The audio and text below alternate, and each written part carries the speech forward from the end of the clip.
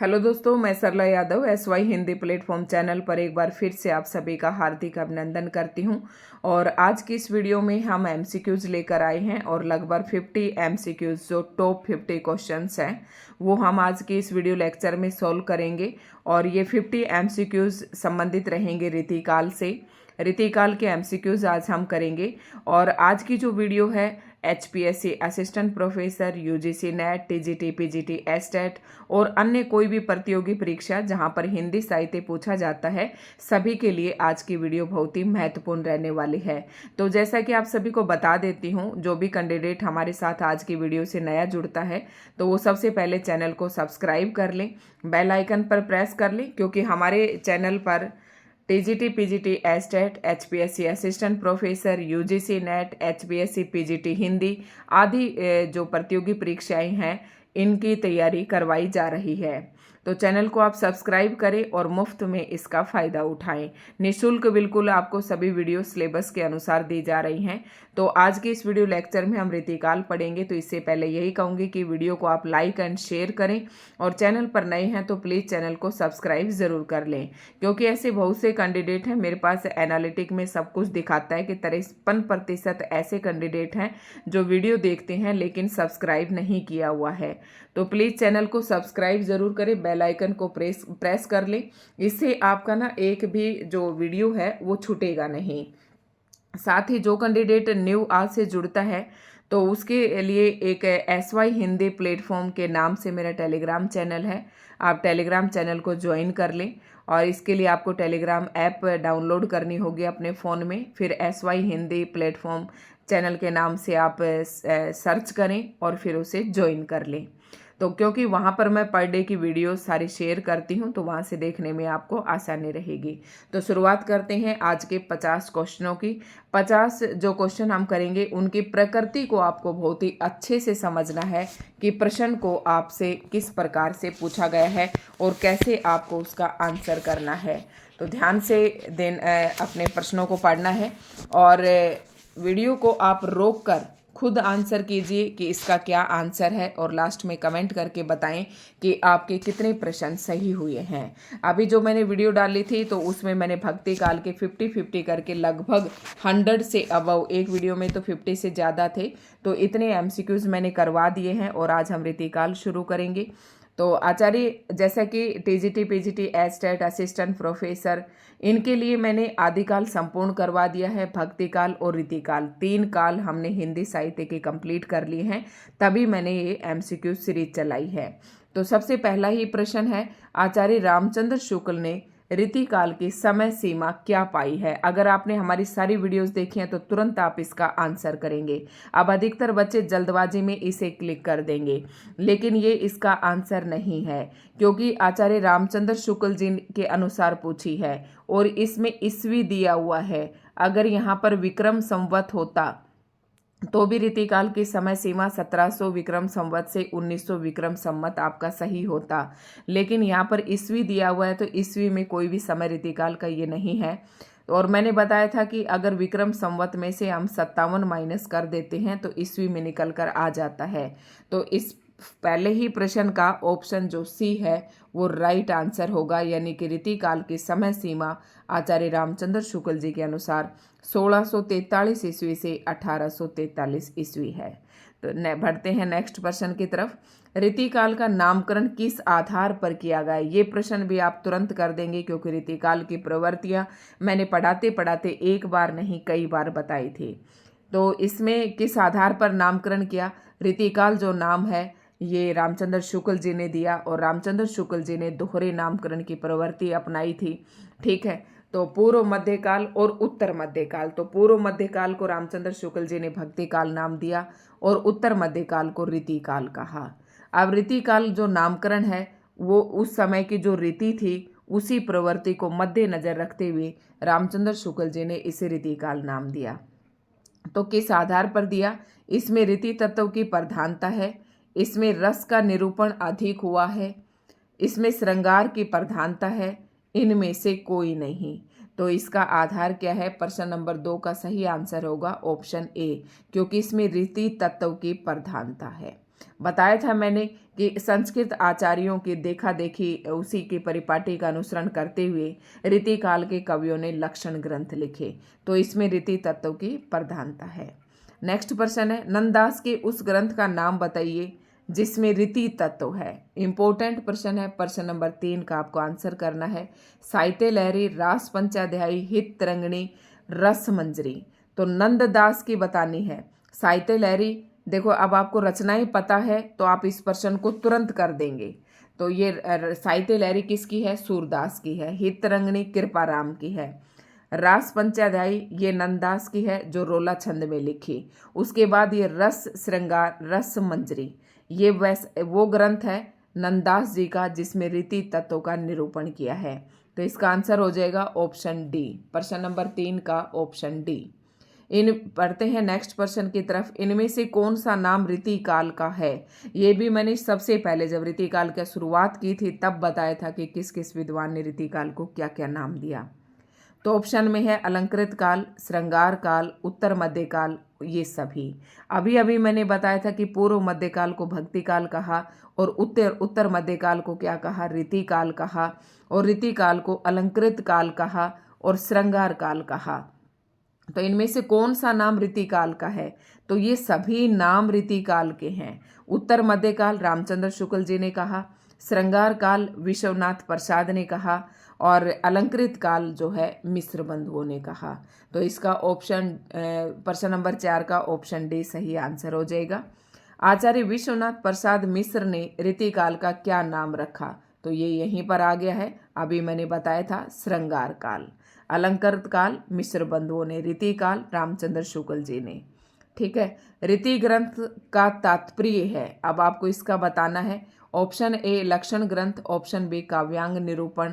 तो ये काव्यांग निरूपण भी मैंने बताया था, एक विशिष्टांग निरूपण था और एक सर्वांग निरूपक ग्रंथ था। तो वीडियो आप जरूर देखें ताकि प्रश्न आपके लिए आसान हो जाए।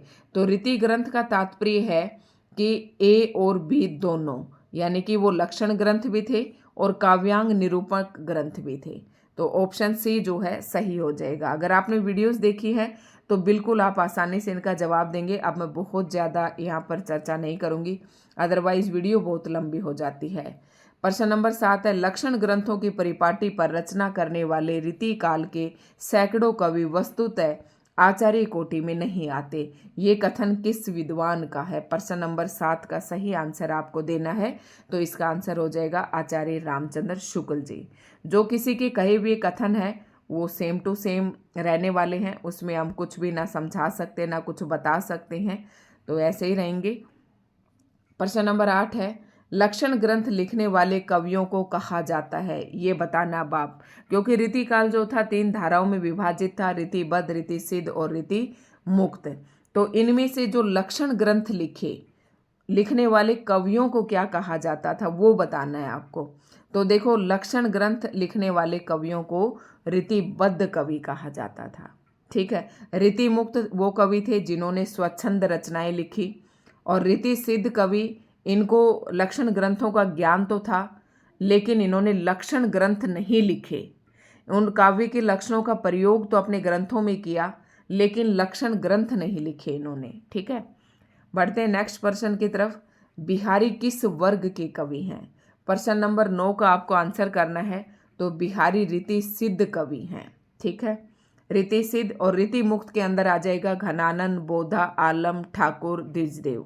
ठीक है। घनानंद, बोधा, आलम और ठाकुर, ये 4 नाम मुख्य रूप से लिए जाते हैं रीति मुक्त में। और रीतिबद्ध में आपके चिंतामणि, मतीराम, भिखारी, देव, भूषण, ये सब आ जाएंगे। रीति सिद्ध में बिहारी आ जाएंगे। कौन सा कवि रीतिबद्ध है? तो ये मैंने अभी बताया आपको, केशव, घनानंद, बिहारी या ये सभी। तो इनमें से ये सभी की तरफ आपका ध्यान जाने से पहले आप बिहारी पर एक बार नज़र डालें कि बिहारी रीति सिद्ध कवि थे, तो ये ऑप्शन तो आएगा नहीं। फिर आपको बताना है और घनानंद किस में थे? ये रीति मुक्त में थे। तो बच गया कौन? केशव। इस प्रकार से आपको इन प्रश्नों को सोल्व करना है। जिसने मेरी वीडियो देखी वो अच्छे से इन्हें समझ जाएगा। बढ़ते हैं नेक्स्ट प्रश्न की तरफ। कौन सा कवि रीति मुक्त वर्ग में आता है? रीति मुक्त में अभी मैंने 4 नाम बताए थे, घनानंद, बोधा, आलम और एक और है ठाकुर। तो ये चारों नाम रीति मुक्त वर्ग में आने वाले कवियों के हैं, तो इसका ऑप्शन डी जो है सही आंसर हो जाएगा। जगत दिनोद के रचयिता कवि हैं, मैंने कहा था रचनाएं आपको जरूर याद करनी है। प्रश्न नंबर 12 का बताना है, तो जगत दिनोद पद्माकर की रचना है। ठीक है, नेक्स्ट प्रश्न की तरफ बढ़ते हैं। इनमें से रीतिकाल के उस कवि का नाम बताइए जिसने वीर रस में कविता की। तो वीर रस का एक ही कवि था और वो था भूषण। ठीक है, भूषण का याद रखना है। वीर शिवाजी और छत्रसाल के दरबार में रहे थे, इनके आश्रयदाता थे। तो छत्रसाल दशक इन्होंने लिखा। तो इस प्रकार से आपको शिवा बावनी ये आपको याद रखने इनकी रचनाएं हैं। निम्न सूचियों का सही विकल्प, प्रश्न नंबर 13 का तो मैंने आंसर बता दिया आपको बी। प्रश्न नंबर 14 का सही विकल्प आपको चूज करना है। तो सबसे पहले ऐसे प्रश्नों को आपको कैसे सोल्व करने हैं कि सबसे पहले उसको मिलाइए जो आपको बिल्कुल अच्छे से आता है। अब मैंने एक ट्रिक बताई थी कि सोम, सोम भी किसका पर्यायवाची है? पीयूष, यानी कि अमृत का। तो रस पीयूष निधि किसकी है? सोमनाथ की है। रस राज किसकी है? तो यहां पर देखिए डी का चौथा। तो ऑप्शन एक, मान लो आपको एक का ही पता है, तो डी का फोर्थ किस में दे रखा है? ऑप्शन डी में। ये रहा डी का फोर्थ जो है ऑप्शन डी में दिया हुआ है। तो अभी आप सारे मिला ले। रस राज किसकी थी? मतीराम की। और रस पीयूष निधि सोमनाथ की। उसके बाद अलंकार, अब ये आपको पता चल गया रस राज किसकी है? मतीराम की। तो ऑप्शन आप अपना कंफर्म कर ले। उसके बाद आ जाएगा जो रस विलास है, विलास, भाव विलास, भवानी विलास, जाति विलास, मैंने कई बताए थे। तो ये सारे देव की रचनाएं हैं। रस राज मतीराम की है, रस पीयूष निधि सोमनाथ की है, और अलंकार भ्रम भंजन जो है ये ग्वाल कवि का हो जाएगा। ठीक है, तो इस प्रकार से आप अपने कूट को मिला लें और इन रचनाओं को करते चलें। बहुत ही अच्छा प्रश्न था ये। बढ़ते हैं नेक्स्ट प्रश्न की तरफ। आचार्य रामचंद्र शुक्ल ने रीतिकाल के प्रवर्तन का श्रेय किसको दिया? ये प्रश्न भी मैंने बहुत अच्छे से करवाया था कि किस विद्वान ने रीतिकाल का प्रवर्तक किसको माना है। तो रामचंद्र शुक्ल जी ने किसको माना है? चिंतामणि को माना है। ध्यान से रखना है, रामचंद्र शुक्ल जी ने चिंतामणि को माना। और उसके बाद नेक्स्ट प्रश्न है, प्रश्न नंबर 15 का हमने सही आंसर कर दिया है, 15 का बी। और इन कवियों को काल के आरोही क्रम में व्यवस्थित कीजिए। अब आपको क्या करना है कि रीतिकाल के जितने भी मैंने कवि पढ़ाए थे सभी को क्रम से भी बताया था, मैंने पहले ही वीडियो में बताया था। और अपने जो नोट्स बनाए उसमें इनके जन्म के क्रम के हिसाब से ही पहले लिखें। जो पहले आता है उसकी पहले रचनाएं लिखें, फिर दूसरा, फिर तीसरा, इस प्रकार से। तो प्रश्न नंबर 16 का सही आंसर बताना है इसमें। तो आपको एक नाम याद रखना है। जब मैंने रीतिकाल की रचनाएं पढ़ाई थी तब बताया था कि केशव, कई लोग जो है केशव को भी इसका मानते हैं रीतिकाल का प्रवर्तक। वो काल क्रम के हिसाब से मानते हैं। तो काल क्रम के हिसाब से रीतिकाल का प्रवर्तक केशव को माना जाता है। तो यानी कि कालक्रम में सबसे पहले केशव आते हैं। अब किसी भी ऑप्शन में केशव नहीं है तो ये ऑप्शन आपके सारे कट हो जाते हैं और ऑप्शन सी जो है आपका राइट आंसर हो जाएगा। उसके बाद आता है, इनमें से कौन सी प्रवृत्ति रीतिकाल की नहीं है? कौन सी नहीं है? रीति निरूपम था, चमत्कार प्रदर्शन भी था। प्रश्न नंबर 17 का बताना है। आश्रयदाताओं की प्रशंसा भी की जाती थी और सदाचरण पर बल, ये इसकी प्रवृत्ति नहीं थी। तो ऑप्शन डी जो है इसका राइट आंसर हो जाएगा। अब 3 प्रवृत्तियां आपको याद रख लेनी है। हो सकता है आपसे प्रश्न किसी भी प्रकार से पूछ ले। कौन सा काव्य ग्रंथ केशव का नहीं है? केशव की मैंने ट्रिक भी बताई थी। कवि प्रिया, रसिक प्रिया, विज्ञान गीता, जहांगीर जस चंद्रिका, रतन बावनी, वीर सिंह देव चरित्र और छंदमाला, शायद नख सिख, इस प्रकार से सारी रचनाएं मैंने बताई थी। तो कौन सी नहीं है? रसराज। रसराज किसकी है? मतीराम की। ठीक है, तो ऑप्शन सी जो है प्रश्न नंबर 18 का सही आंसर हो जाएगा। शिवा बावनी के रचयिता, अभी मैंने बताया था शिवा बावनी के रचयिता भूषण थे। ठीक है, नेक्स्ट प्रश्न है, श्रृंगारिता के प्रति रीतिकालीन कवियों का दृष्टिकोण भोग परक था, ये कथन किसका है? देखो, रीतिकाल के कवि जो है बिहारी, इनको कोई भक्तिवादी कवि मानता है, कोई श्रृंगारिक कवि मानता है। तो श्रृंगारिता के प्रति रीतिकालीन कवियों का दृष्टिकोण भोग परक था, ये कथन किसने कहा? प्रश्न नंबर 20 का सही आंसर करना है। तो ये भागीरथ मिश्र का है। ध्यान से रखना है, प्रश्न नंबर 20 का ऑप्शन बी जो है राइट आंसर हो जाएगा। इसमें मुझे थोड़ा सा डाउट हो रहा है ये रामचंद्र शुक्ल जी का, आप कमेंट करके बताइए कि किसका है, ठीक है। वैसे मैं भी एक बार कंफर्म कर लूँगी। भूषण बिनु ने विराज ये कविता वनिता मीत, पंक्ति किस कवि की है? प्रश्न नंबर 21, भूषण बिनु ने विराज ये कविता, तो ये बिहारी की पंक्ति है। अगर आप पंक्तियां भी पढ़ना चाहते हैं तो कमेंट करके जरूर बताएं, मैं हर काल की पंक्तियां भी आपको करवा दूंगी। निम्न सूचियों को सुमेलित कीजिए। मैंने अब यहाँ से आपको जो आती है वो सबसे पहले करनी है। अभी मैंने ऊपर प्रश्न करवाया था कि पद्मा करके कौन सी है? जगत दिनोद। फिर मैंने ट्रिक बताई थी जब वीडियो में मैंने पढ़ा रही थी, तब बताया था भिखारी दास के 2 निर्णय बताए थे मैंने, काव्य निर्णय, ठीक है, और श्रृंगार निर्णय। ये 2 रचनाएं भिखारी दास की है। फिर मैंने बताया भूषण शिवाजी के दरबार आश्रयदाता, भूषण के जो आश्रयदाता थे वो शिवाजी थे, तो शिवराज भूषण ये नाम से पता चल रहा है। अब बच गई किसकी? चिंतामणि की कौन सी थी? काव्य विवेक, काव्य प्रकाश, ये किसकी हैं? चिंतामणि की, ठीक है। तो कौन सा ऑप्शन हुआ? ए का चौथा, बी का तीसरा, ए का चौथा, बी का तीसरा, तो ऑप्शन बी जो है इसका सही आंसर हो जाएगा। प्रश्न नंबर 22 का बी, प्रश्न नंबर 22 का बी। बिहारी सतसई में कुल कितने दोहे हैं? प्रश्न बहुत ही इंपॉर्टेंट है। बिहारी सतसई में कुल कितने दोहे हैं? प्रश्न नंबर 23, तो 713 दोहे हैं। बढ़ते हैं नेक्स्ट प्रश्न की तरफ। प्रश्न नंबर 24, इनमें से अलंकारवादी आचार्य कौन है? मैंने अलग अलग बताए थे अलंकारवादी रचनाएं कौन सी है और छंदवादी रचनाएं कौन सी हैं, रसवादी कौन सी हैं, अलग अलग भी बताई थी वीडियो अगर आपने देखी हैं तो इनमें से अलंकारवादी आचार्य कौन से हैं? प्रश्न नंबर 24 का सही आंसर करना है, तो केशव को अलंकारवादी आचार्य माना जाता है। उसके बाद है रसिक प्रिया, केशव का है ये, रसिक प्रिया केशव का ग्रंथ है, किस प्रकार का रीति ग्रंथ है? प्रश्न नंबर 25 का सही आंसर बताना है, तो इसमें क्या है कि रस का निरूपक भी हुआ है और नायिका भेद निरूपक भी है। इस प्रकार से ऑप्शन डी जो है आपका राइट आंसर हो जाएगा। बढ़ते हैं नेक्स्ट प्रश्न की तरफ। केशव को कवि हृदय नहीं मिला था, उसमें वह सहृदयता और भावुकता न थी जो एक कवि में होनी चाहिए। ये कथन किस आलोचक का है? ये कथन भी मैंने पढ़ाया था सेम टू सेम, अगर आपको ध्यान हो तो 25 का जो ऑप्शन ए सही आंसर हो जाएगा। ये बात कही थी आचार्य रामचंद्र शुक्ल जी ने केशव के बारे में। नेक्स्ट प्रश्न है, केशव की किस कृति को छंदों का अजायब घर कहा जाता है? परीक्षा एग्जामिनर का चहेता प्रश्न है ये। केशव की किस रचना को छंदों का अजायब घर कहा जाता है? प्रश्न नंबर 27, तो ये कहा जाता है रामचंद्रिका को। मोस्ट इंपोर्टेंट प्रश्न।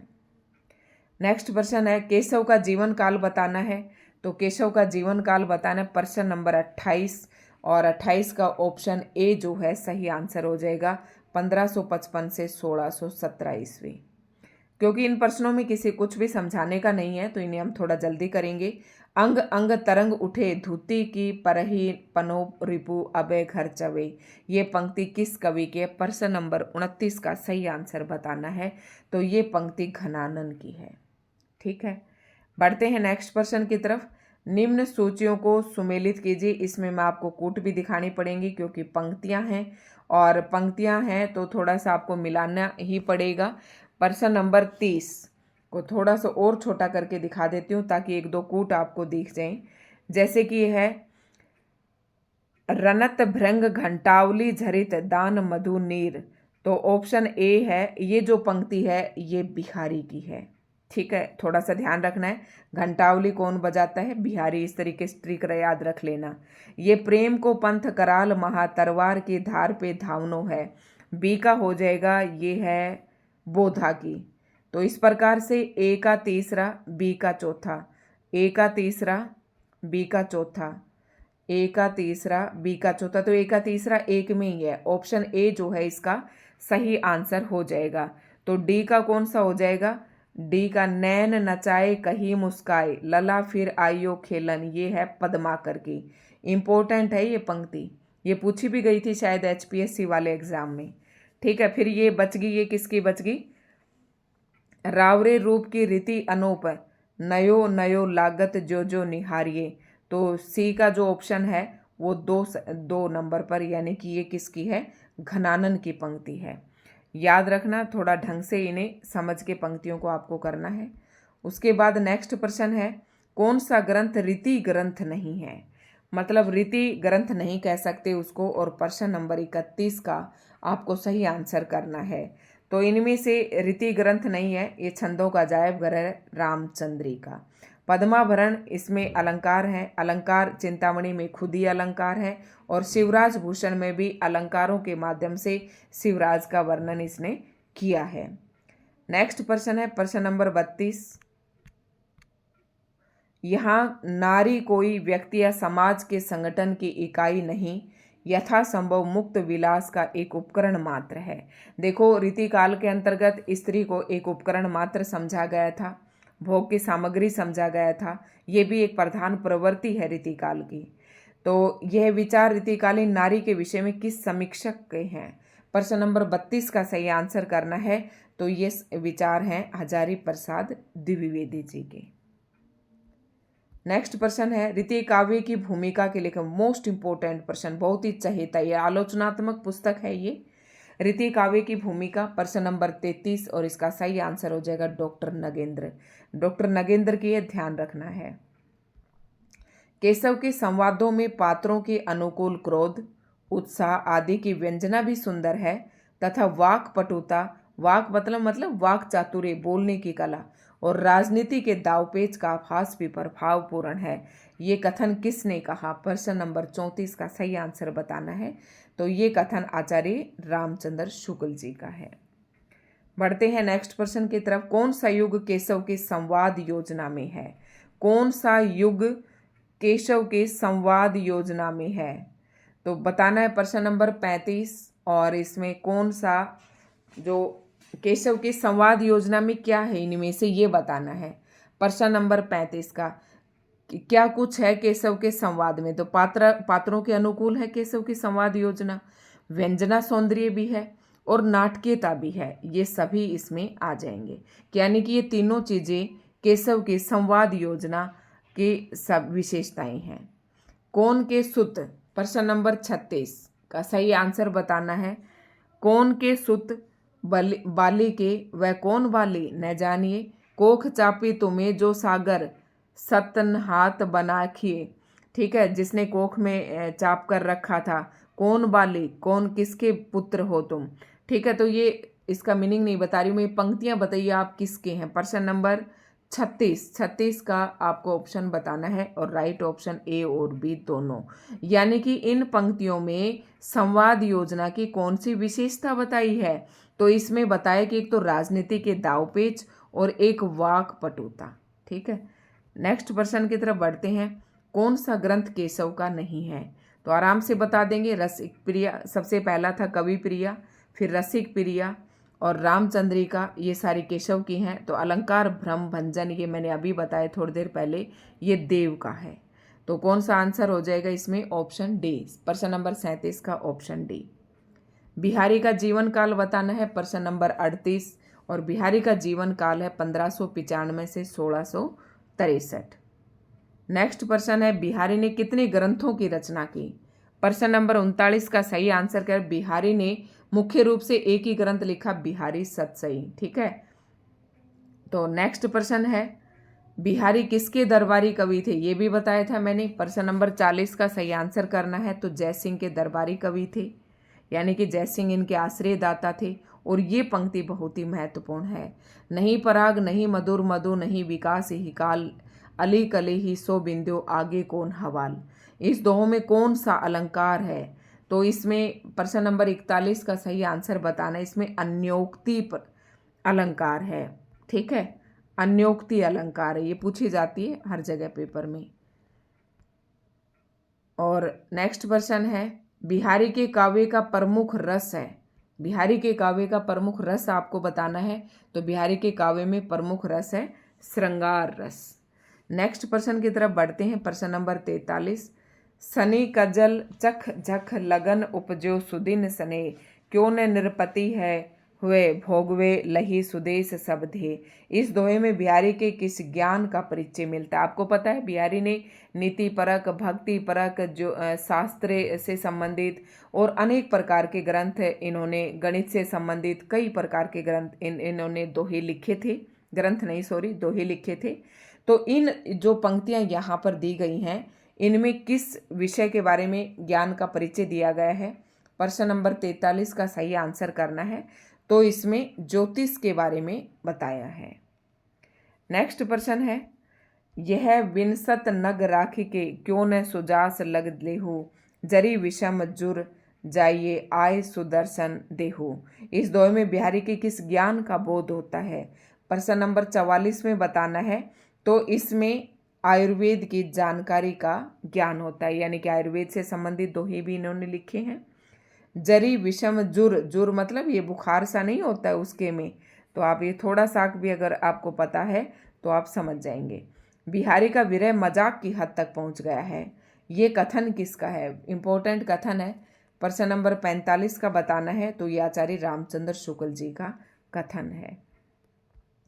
निम्न सूचियों को सुमेलित करना है। पत्रा ही तिथि पाइये वा घर के चहुपास। तो प्रश्न नंबर 46 का सही आपको आंसर करना है, और मैं थोड़ा सा आपको कूट भी दिखाती हूँ ताकि आप आसानी से इन्हें कर लें। कूट आपको 2 दिखाई दे रहे हैं। तो पत्रा की तिथि पाइये वा घर के चौपास, तो ए का जो है ये पंक्ति जो है पत्रा ही की तिथि पाइये, तिथियों के बारे में इस ये बिहारी जी ने ज्योतिष ग्रंथ से संबंधित भी पद लिखे थे, ठीक है।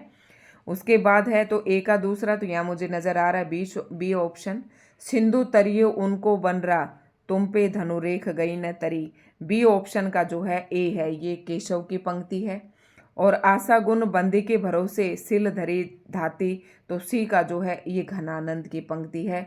और छिनी पितंबर कंबर ते सुविधा दई मीडी कपोलन, तो ये पद्माकर का है। और इस हिसाब से आपका बी जो है ऑप्शन बिल्कुल सही है। नेक्स्ट प्रश्न है, शिवाजी और छत्रसाल की वीरता के वर्णनों को कोई कवियों की झूठी खुशामद नहीं कह सकता, ये कथन किस आलोचक का और किसके बारे में है? किसके बारे में? ये तो मैंने अभी बताया था, शिवाजी और छत्रसाल के दरबार में कवि भूषण रहते थे, ठीक है। तो ये कथन भी सेम टू सेम मैंने बताया था जब पढ़ाया था।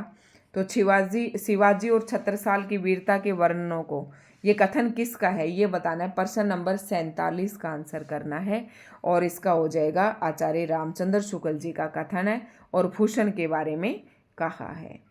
बढ़ते हैं नेक्स्ट प्रश्न की तरफ, और प्रश्न नंबर 48 बहुत ही काफ़ी अच्छे हमारे प्रश्न थे आज के ये, और 50 ही प्रश्न आज के इस वीडियो में करेंगे। सबन के ऊपर ही ठाडो रहबे के जोग, ताही खड़ो किया 6,000 के नियरे। ये कथन किससे संबंधित है? प्रश्न नंबर 48 का सही आंसर बताना है। इन सब से मतलब भूषण से, औरंगजेब से, शिवाजी से। सबन के ऊपर ही ठाडो रहबे के जोग, ताही खड़ो कियो 6,000 के नियरे, तो इन सब से, ठीक है। प्रश्न नंबर 48 का है। इस प्रकार के प्रश्न वैसे पूछे नहीं जाते हैं पेपर में। भूषण का जीवन काल इनमें से क्या है? प्रश्न नंबर 49 का सही आंसर करना है, तो इसका सही हो जाएगा 1613 से 1715। प्रश्न नंबर 49 का ऑप्शन सी। कौन सा काव्य ग्रंथ भूषण ग्रंथ नहीं है? तो शिवराज भूषण, शिवा बावनी, छत्रसाल दशक, ये मैंने बताए थे 2 ही राजाओं के दरबार में रहे थे, तो सारे इनके रचनाओं का पता चल रहा है। तो कवि प्रिया जो है ये केशव की रचना है, भूषण की नहीं है। यहाँ पर प्रश्न आपसे नहीं पूछा है, तो कवि प्रिया आ जाएगा। प्रश्न नंबर 51 अब हम और नहीं करेंगे, कल करेंगे प्रश्न नंबर 51 से लेकर 100 तक। तो दोस्तों आज की वीडियो आपको कैसी लगी कमेंट करके ज़रूर बताएं। धन्यवाद।